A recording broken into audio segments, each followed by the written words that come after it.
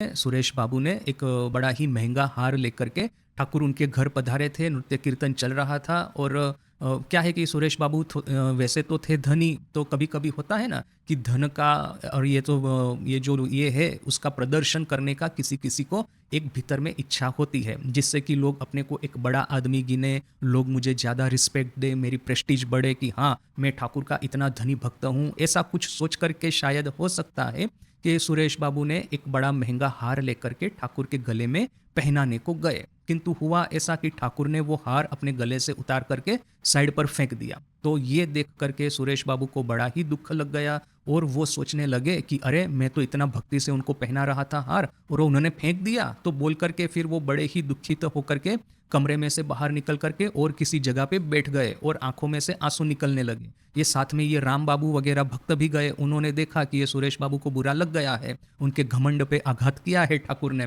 तो अभी धनी व्यक्ति है तो धनी व्यक्ति को थोड़ा सा तो संभालना पड़ेगा। ये ठाकुर में ये प्रैक्टिकल सेंस थी नहीं, किंतु ये राम बाबू वगैरह में ये प्रैक्टिकल सेंस थी कि धनी भक्त है तो उसको इस तरह से नाराज हो जाए, ये भी तो ठीक नहीं। तो राम बाबू जाकर के उनको सांत्वना दे रहे हैं कि भाई इसमें इतना ज़्यादा तुम दुखी मत हो, ठाकुर तो बालकवत है, उनके मन में कब क्या आए तुम कुछ कह नहीं पाओगे। तो फिर ऐसा मत अपने पर्सनली मत ले लेना इस बात को, ऐसा कुछ सांत्वना देते होंगे, ये उनके शब्द नहीं मैं बता रहा हूँ। तो यहाँ पे इस तरह से ये लोग सुरेश मित्र को सांत्वना दे रहे हैं। सुरेश बोल रहा है कि अभी इस देह को धारण करके कोई लाभ नहीं है, मैं आत्महत्या कर लूंगा वगैरह वगैरह।